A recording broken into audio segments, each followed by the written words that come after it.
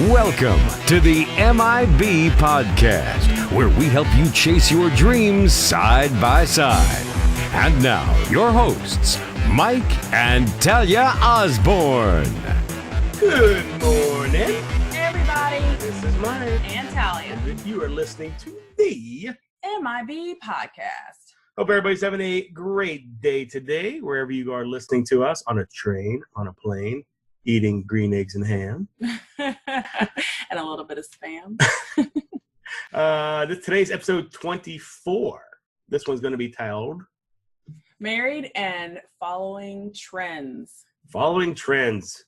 Got to be careful because those things kind of go here, then there, and everywhere, and sometimes disappear overnight. And we're going to talk about a bunch of those that we have had success with, as well as things to probably stay away from, right? Yep.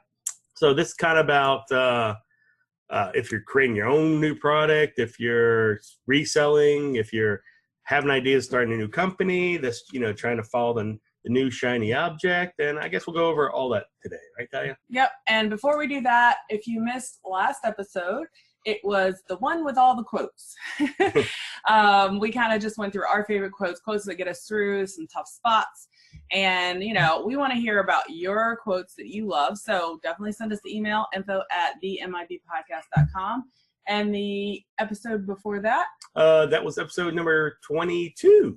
And that was all about yard sales. And right now, if you are in the north like we are, the yard sale season is about to start for this weekend for us, because we finally have some good weather.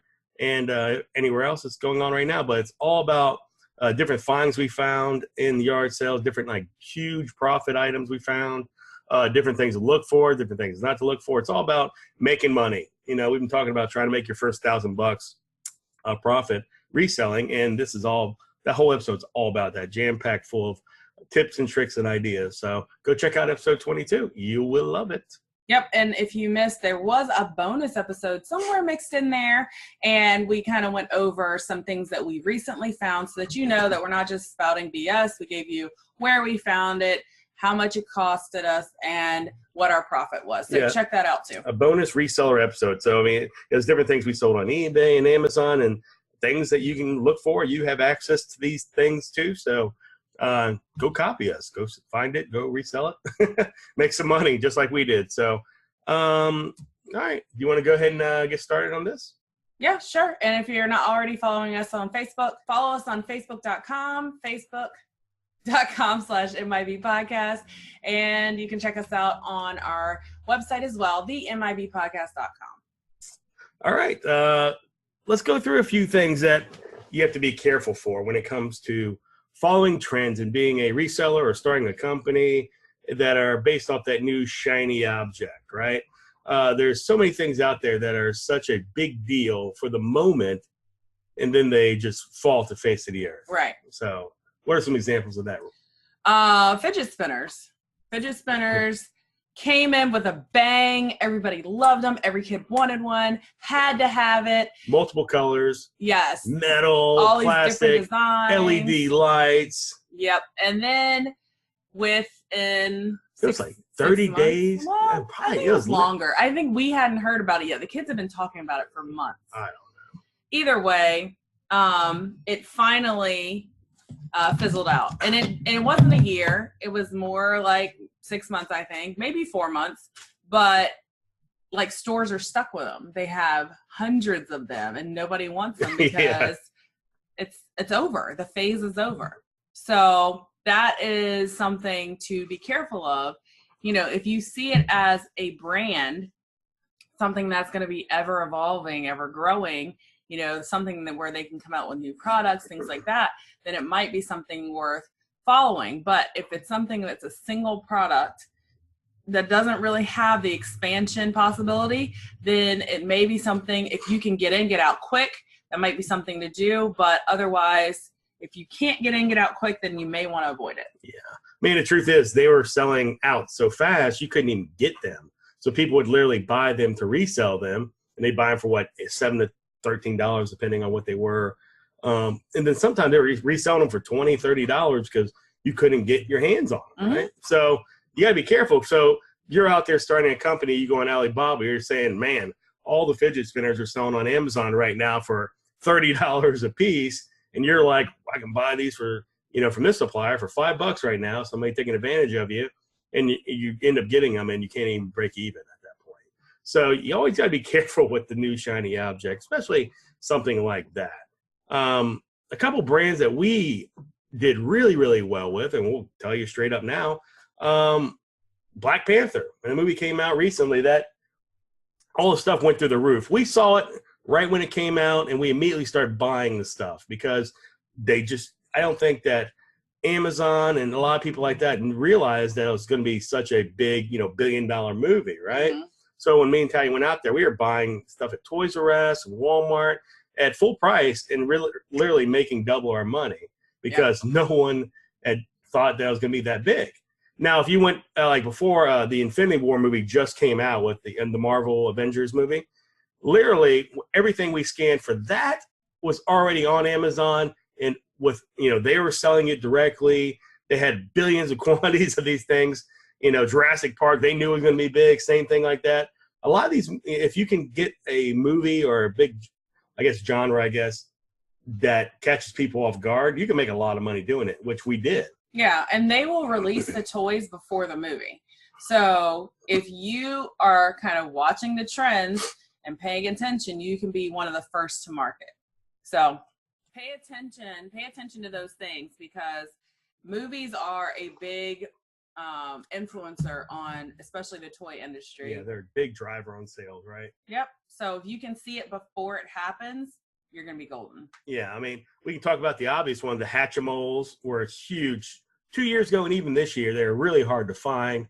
But same thing, 99% of sellers couldn't even resell them on like an Amazon. They had to sell them on eBay because they were brand registered, right? Mm-hmm. Meaning they wouldn't allow other people, third-party sellers, to sell them in case, worried about infringement and things like that, right? Mm-hmm. It's like we had a couple we couldn't even sell. We got in return lots from Walmart when we were buying these big pallets, and we ended up just auctioning them off type thing or gave them away for people, for promotions and stuff like that. Same thing with fingerlings this year. You couldn't sell those unless, we could sell those. We just couldn't get our hands on them, right? Yeah. But now, they were selling for $50 a piece during Christmas. Now they're selling for like $12 for retail price, whatever it is, right? Yeah. It's nothing great. They sell for exactly what you can buy them for. So there's no market there. Before the Trolls movie came out, we did very good on that, right? Mm-hmm. And I guess one tip I would always give you is if you're ahead of a trend before, if you can kind of predict it, you put Justin Timberlake in a movie at being a troll, it's going to be pretty big. So, we kind of looked at stuff ahead of the time, but the movie came out right when Christmas was arriving, right? So when Christmas is driving something, you can literally you can ride that trend all the way through because the amount of the volume of selling is going to be so high that you can almost guarantee to get in and make money on these different items, even buying them at full retail, not even on sale. Yep. Another thing that we've looked at and had good success with was Pioneer Woman. Pioneer Woman. So if you haven't heard of it, it's a brand that Walmart carries. They are different home type things. So measuring bowls and plates and cups and things like that. Dishware sets. Mm-hmm. And all made by a lady. I don't really even know her name, but it's a redhead lady, and she has her own cookbook and all this stuff. So like her TV own cooking show, I think, or yeah. So we just happened to go by and find, I think I might have found one of the Pioneer Woman items in clearance, and I scanned it and it came up as a great item to sell because of the price. So we started looking at other things within her brand, even things that were full price, and we were able to get ahead of the trend before it fell off because I think it's kind of slowed down a lot. Yeah, I think the hype kind of has slowed down. The people realize they can find the items themselves at Walmart or whatever else. Or people on Merchant Fulfill just would drop the price ridiculous, where if we were selling a crock pot thing that was like $100-something item, we could now only sell it. Well, they were selling it directly Merchant Fulfilled for $55, where the gap was just so far that it wasn't worth it. Right. And it really wasn't worth it to ship it because it's like a 20-pound freaking pot thing. Yeah. So, you got to be careful with when Merchant Fulfilled or when people fulfill the item themselves, not Amazon. when they do that, it really kind of will screw you as well, right? Same thing. I think that there's a lot of stuff out there that we can go on Alibaba right now. We can start a new company from scratch based off other people's popular items, but you have to realize if you're trying to build a long-term sustainable business, you got to be very careful not to go after that shiny object, right? Not to go after things that are, there's 400 different people selling it on Amazon, so it must be good. No, you kind of maybe want to find stuff that's not highly reviewed, not highly competitive, but still you could sell, 5, 10 a day, maybe 20, hopefully. In Christmas, you'll probably sell a lot more, but it's sustainable and predictable. People are always going to use different kitchen items and standard kitchen stuff and standard home items. And you can do your spin on that and bundle things together and make a really cool brand. But if you want to make the, LED light, garlic press or something like that, it's probably not going to be a very good item. Yeah. And it's going to be very short-lived. What are a couple items mean? Well, hey, we talked about on episode, what's the private labeling ones? Episode 17, about how we made our garden hose on Amazon, and literally the time of producing the packaging to manufacturing to getting in our hands and into Amazon, between that time frame alone, I guarantee you, it was literally like 50 or 60 competitors jumped in that exact same time. And we still killed it. And all of our water hoses blew up, and you go listen to that episode. But literally, we went from there was a low competitive, a low competition item, high profit, to all of a sudden there was literally 20 competitors to 100, and before we could even get it manufactured and put it onto the floor to sell. So you got to be careful for that, right? Yeah. Another thing that we came across, and I remember this very specifically, I was in TJ Maxx, which I'm always in TJ Maxx, and I was scanning some items. I saw these unicorn things. Now, unicorns have become quite popular, and you think they're kind of going down right now? I feel like they are kind of going down, but they're still kind of popular. But when I first ran across this brand, they were doing tons of unicorn items, and so when I was looking at them, first, they didn't really have a rank. So the next time I went back, I checked again. Well, the rank went up. And so it was a better rank. So I was like, okay, I think this is something we're going to want to do, because I saw that it was progressively getting better with the ranking system on Amazon. So how Amazon works is the ranking, the lower the number, the higher the amount of sales. So if you can find anything in a major category like kitchen, home, automotive, toys, those are major categories. The lower the number, if you can find something in the top 10, 20,000 in any of those, you always buy them if there's a profit margin, right? Yep. So before it even got to where it was amazing, I was like, this is something we got to keep our eye on. This is something we got to get.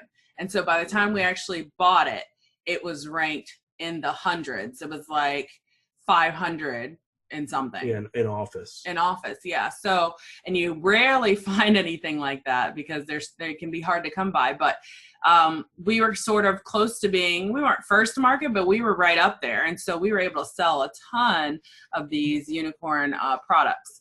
So yeah, they're tape dispensers. They were random stuff. Yeah, tape, pencil holders, tape dispensers, fingernail polish. Yeah. All by the same company. So and we ended up buying a bunch of them, and for like $2.99 at TJ Maxx, we sold. Literally, it's probably like 100 of them during Christmas for like $15.99. So it was like clockwork, just selling a ton of these stinking unicorn items. Now, same thing. I think this was a good example of something that just looked cool, that looked different, and we knew that. Well, at our time, our niece was like just huge on unicorns, and we were like, "Man, let's check this out," right? And it worked out pretty good. Yep. So there's a few tips in here. Make sure that you're watching out for big movies and any products that come out with those. Make sure you're looking at different brands that may be popular at the time. Make sure that you're paying attention to if it's a single, like what is it, one trick pony. If you want to get in on it, do it quickly and get out. You don't want to spend your whole budget on fidget spinners only to be stuck with them a year later. Yeah, which a lot of people are. Yeah. Go to Walmart, you can buy them for $2 a piece. No problem. Yep. So, and you also want to make sure that you're paying attention to the trends. So if you're going to release a product you really want to do some research. And one of the ways you can do that is with Amazon. Amazon's a very good place to kind of look at a product and see, or a product brand or line or whatever, and see if it is going up in value and in desire of people buying it, or if it's slowly declining. So, and a good way to check that out is go onto a website called camelcamelcamel.com. Sounds weird, but it's Camel. 3 camels. Yep, and you literally go on there. You can look at items that what they're what they're selling for on Amazon. And it'll show you a history of the price and going up and down, right? Because there's so many times that me and Talia look at stuff and we're like, this item is selling for $100, right? But we find out that it's really only selling for like $13.99, but one person out there is an idiot and bought it for $100 because someone had one and they did that, right? So you got to be careful. Like, well, okay, what's the real value of that? Like $14.99, not $100. So you always got to be careful to make sure you don't get fooled. Don't fool thyself. When something seems like way out of whack, like we used to think it was funny. We scan different books and things like that. I'm like, well, if somebody says this book's worth $4.99, but this guy says $2,400, what should we do? Like, oh, okay, obviously it's worth $3.99. It's not like, yeah. Exactly. But we don't get a kick out of that. We're like, I don't know. Someone says it's worth $5,000. I know it's just a bag of potato chips, but makes no sense. Must be made of gold. Yeah. But just check that out. I guess one cool tip I'd give you, or a good idea, is branching out on items. If you're looking to start a company, you're looking to start a long-term company, and there's some flashy new item, there's always a new version of something that is just better, right? The gadgets and all that are really popular. But say you find a fancy item that's used every day and it's not a trend, but you call it kind of trendy. It's very popular at the moment, but it has long-term, it has legs. It's going to last a while. You can easily go out there and find a product that complements that.